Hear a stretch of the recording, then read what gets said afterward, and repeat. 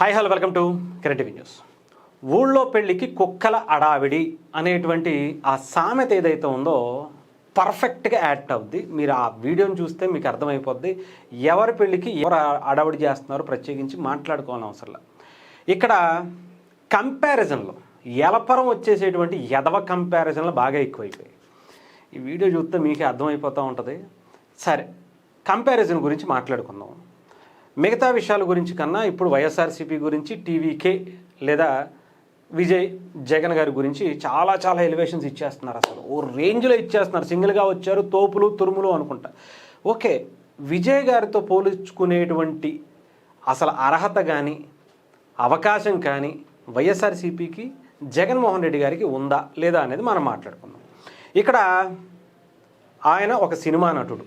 ఆ చరిష్మా అనేది తమిళనాడులో చాలా బలంగా కొన్ని దశాబ్దాలుగా ఉపయోగపడుతుంది. చాలా ఆరాధ్య దైవాలుగా గుడులు కట్టేసేటువంటి స్థాయిలో అక్కడ అభిమానాన్ని చూపిస్తారు సినిమా నుంచి వచ్చినటువంటి వ్యక్తుల మీద. ఓకేనా? ఇక్కడ మరి జగన్మోహన్ రెడ్డి గారు తండ్రిని అధికారాన్ని అడ్డం పెట్టుకుని కొన్ని వేల కోట్లు ఏ రకంగా సంపాదించుకున్నారో ఆ సంపాదించి దాన్ని దాచుకోవటం కోసం 16 నెలలు జైలుకి వెళ్ళొచ్చి ఇక్కడ జగన్మోహన్ రెడ్డి గారు ఆంధ్రప్రదేశ్లో అధికారం అనేదే పరమావధిగా, అధికారం ఉంటేనే మనం దోచుకున్నది దాచుకోవడానికి వీలవుతుంది అనేటువంటి ఒక దాంతో ఆయన రాజకీయాల్లోకి వచ్చి ఒక పార్టీ పెట్టి కాంగ్రెస్ పార్టీని నుంచి బయటకు వచ్చి ఆయన ఏం చేశారనేది ప్రత్యేకించి చెప్పుకోవసరం. ఇక్కడ విజయ్ గారు ఏం చేశారంటే ఆయన ఇంట్లో కారు డ్రైవర్ కొడుకి కూడా సీట్ ఇచ్చి గెలిపించాడు. మరి అదే జగన్మోహన్ రెడ్డి గారి ప్రభుత్వం, జగన్మోహన్ రెడ్డి గారి నాయకులు కారు డ్రైవర్ని దళితుడని కూడా చూడకుండా హత్య చేసి డోర్ డెలివరీ చేసినటువంటి గొప్ప చరిత్ర. ఎంత తేడా ఉందో చూసారా? అంత గొప్ప తేడా ఉంటుంది. ఎలివేషన్స్ ఇచ్చుకునే ముందు ఇవి కూడా వేసుకోవాలి కంపల్సరీ. ఇకపోతే విజయ్ గారు చాలా హుందాగల రాజకీయాలు చేశారు. ఎలా అంటే స్టాలిన్ గారిని ఒక్క మాట అంకులను తప్ప ఇంకొక మాట ఎక్కడా కూడా ఆయన పర్సనల్గా టచ్ చేయలే. ఇంక్లూడింగ్ అక్కడ డిఎంకే పార్టీ కూడా పర్సనల్గా అది అంటే ప్రతిపక్షాల్లో ఉన్నటువంటి వ్యక్తుల్ని, విజయ్ లాంటి వ్యక్తుల్ని కూడా పర్సనల్ అటాకులు చేయలే.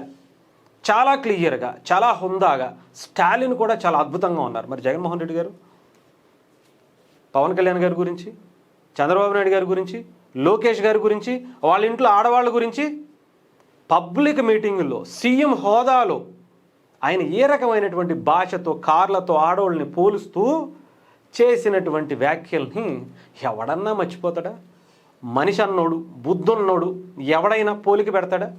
పెట్టండి మరి, ఇప్పుడు పెడితే తెలుస్తుంది. సరే, ఇవి కూడా పక్కన పెడతాం. ఇక్కడ విజయ్ అనేటువంటి వ్యక్తి హెలికాప్టర్లు కోల్చల, పావురాల గుట్టరు, పావురాలు చేయలే ఎవరిని. ఓకేనా? ఎక్కడా కూడా కోడికత్తి వాళ్ళ, ఎక్కడా కూడా గొడ్డల పోటుని గుండెపోటుగా చిత్రీకరించి ఎలక్షన్స్లో గెలిచిన తర్వాత అక్రమంగా సంపాదించినటువంటి తండ్రిని అధికారాన్ని అడ్డం పెట్టుకుని కొన్ని వేల కోట్లు సంపాదించిన దానికోసం ఆస్తిలో వాటా కోసం వచ్చినటువంటి తల్లిని చెల్లిని రంకులంటగట్టి, కన్న పాపానికి రంకులంటగట్టినటువంటి వ్యక్తి అంతలా కంపారిజన్లు చేస్తారండి. ఎలా కంపేర్ చేయాలనిపిస్తుందండి? చెప్పండి, మాట్లాడుకుందామా? సరే, సొంత చెల్లెల్ని ఏ రకమైనటువంటి బూతులు తిట్టించారండి? అలాంటిది ఏమన్నా చేశారా? పోనీ విజయ్ గారు కానీ, అక్కడ అధికార పార్టీలో ఉన్నటువంటి స్టాలిన్ గారు కానీ, ఇక్కడ ఇంత కంపారిజన్లు అస్సలు చేయకూడదు. ఎలపరం అంటే చిరాకు దొబ్బుద్ది అలాంటి కంపారిజన్లు చేస్తే. మీరు ఎలివేషన్స్ ఇచ్చుకుంటే ఆయన ఫోటో పట్టుకున్నాడు కదా అని చెప్పేసి ఒక రేంజ్లో ఆయనకు ఇంకా ఇగో జగన్మోహన్ రెడ్డి గారు అంటే ఆయనకి ఎంత అది అనుకుంటే ఎలాగా? పవన్ కళ్యాణ్ గారితో కొన్ని వందల ఫోటోలు ఉన్నాయి. నేను ఆయనకి బేవచ్చమైనటువంటి అభిమాని అని చెప్పి బయటకు వచ్చి స్టేట్మెంట్ ఇచ్చాడు ఆయన. ఎప్పుడో అప్పటికి ఇంకా జగన్మోహన్ రెడ్డి గారు రాజకీయాల్లోకి వచ్చాడో కూడా లేదు, తెలియదు. తెలుసా? అప్పుడే 20-25 ఏళ్ల క్రితమే ఆయన పవన్ కళ్యాణ్ గారికి ఫ్యాన్ అని చెప్పడం, ఆయన ఎవరెవరితోనో ఫోన్లో మాట్లాడుతుంటే తమిళనాడులో డైరెక్టర్లతో కొంచెం నాకు ఆ వాయిస్ వినిపించండి చాలు అనే ఒక పాజిటివ్నెస్ వస్తుంది, ఒక వైబ్రేషన్ వస్తుంది అనేటువంటి మాటలు మనం చాలా విన్నాం. అర్థమైందా? మరి జగన్మోహన్ రెడ్డి గారితో దేంట్లో కంపేర్ చేస్తారు, దేంట్లో ఇన్స్పైరింగ్గా తీసుకోమంటారు? విజయ్ గారిని దేంట్లో ఇన్స్పైరింగ్గా జగన్మోహన్ రెడ్డి గారిని తీసుకోమంటారు? ఒకటి చెప్పండి. నెక్స్ట్ టైం ఏమైనా కోడికత్తి వేయించుకోమంటారా? లేకపోతే గులకరా ఏమన్నా వేయించుకోమంటారా? గొడ్డల పోట్లు ఏమన్నా చిత్రీకరించమంటారా? లేదంటే ఏం చేయమంటారు చెప్పండి. సరే, ఏదేమైనా కానీ ఇక్కడ ఒకటి మాత్రం చెప్తా, విజయ్ గారికి జగన్మోహన్ రెడ్డి గారికి ఒకటి మాత్రం జగన్మోహన్ రెడ్డి గారిని ఫాలో అయ్యారేమో అనిపించింది. అది ఏంటంటే ఇక్కడ ఇక్కడ పథకాలకు సంబంధించి చాలా ప్రధానమైనటువంటి పాత్ర తమిళనాడులో వహిస్తుంది. మిక్సీలు, టీవీలు, గ్రైండర్లు, అసలు ల్యాప్టాప్లు, అవి ఇవి ఏది పడితే అది ఇచ్చేస్తూ ఉంటారు తమిళనాడులో. అలాంటి అక్కడ ఆయన ఇప్పుడు ప్రవేశపెట్టినటువంటి పథకాలు చాలా ఎక్కువగానే ఉన్నాయి. ఆ పథకాలు గనక జగన్మోహన్ రెడ్డి గారిని చూసే గనక ఆయన ఇన్స్పైర్ అయితే బొక్క బోర్లా పడటం ఖాయం. ఎందుకంటే జగన్మోహన్ రెడ్డి గారు 2019లో గెలిచిన తర్వాత 2024 వరకు ఆంధ్రప్రదేశ్ని అంధకార ఆంధ్రప్రదేశ్ చేసేసి మొత్తం పథకాలతో ప్రజల్ని పిచ్చోళ్ళని చేసి వాళ్ళని అంటే వాళ్ళ కాళ్ళ మీద వాళ్ళు నిలబడకుండా సోమరిపోతులను చేయాలనేటువంటి ప్లాన్ వేశారు కదా. దానికి ఆంధ్రప్రదేశ్ ప్రజలు ఇలాంటి పథకాలు నాకు వద్దు, ఆయన ఎంత ఇస్తానన్నా నాకు అసలు వద్దు అని 151 నుంచి తీసుకొచ్చి 11 కూర్చోబెట్టారు. అదే కనుక ఆయన కూడా చేస్తే అక్కడ ప్రజలు అక్కడ తీసుకుంటారేమో కానీ ఇక్కడ తీసుకోరు. అది జగన్మోహన్ రెడ్డి గారికి బాగా తెలుసు. బట్ అక్కడ కూడా ఎలాంటి పథకాలు పెట్టాడు ఆయన. ఒకసారి అవి కూడా చదువుతాను. మహిళలకు నెలకి 2,500 అట ప్రతి మహిళకి. వధువు పెళ్లి కానుకగా 8 గ్రాముల బంగారం పట్టుచీర. నిరుద్యోగ గ్రాడ్యుయేట్లకు 4,000 రూపాయల నిరుద్యోగ భృతి. వృద్ధులకు దివ్యాంగులకు 3,000 రూపాయల పెన్షను. ఏడాదికి 6 సిలిండర్లు వంట గ్యాస్ ఉచితం. గృహాలకు 200 యూనిట్లు ఉచితం. 5 లక్షల కొత్త ప్రభుత్వ ఉద్యోగాలు కల్పన. ఉన్నత చదువుల కోసం 20 లక్షల వరకు రుణాలు. చదువుకునేటువంటి పిల్లలు అబ్రాడ్ వెళ్ళడానికి కావచ్చు, ఇంకోటి కావచ్చు. 5 లక్షల మందికి పెయిడ్ ఇంటర్న్షిప్ అవకాశాలు ఇస్తామని చెప్పారు. స్కూల్ పిల్లల తల్లులకు 15,000 రూపాయల సంవత్సరానికట.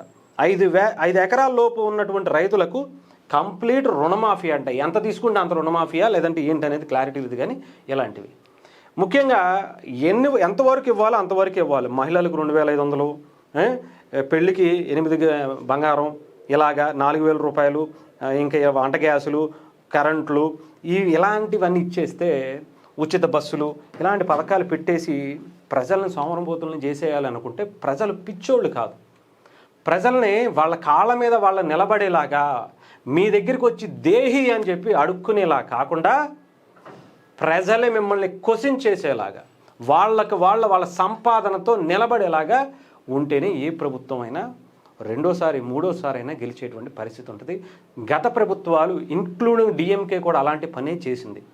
బట్ ఎంత బిగ్గెస్ట్ మిస్టేక్ డిఎంకే చేసిందంటే ధర్మం జోలికి రావటం. అక్కడ చాలామందికి ఇబ్బంది కలిగింది. టెంపుల్ సిటీ అంటే తమిళనాడుని ఏ రకంగా చూసుకుంటారో మనం ప్రత్యేకించి చెప్పాల్సిన అవసరం లేదు. కొన్ని వేల సంవత్సరాల చరిత్ర కలిగినటువంటి తమిళ టెంపుల్స్ గురించి, ఆ చరిత్ర గురించి ప్రత్యేకించి చెప్పాల్సిన అవసరం లేదు. వాటిలో వేలు పెట్టారు. వాళ్ళ అస్తిత్వాన్ని, తమిళనాడు అస్తిత్వం మీద వాళ్ళు కోసించేశారు. అందుకే వెళ్ళిపోయారు. అదే పరిస్థితి జగన్మోహన్ రెడ్డి గారు కూడా ఇక్కడ చేశారు. ఏమైంది?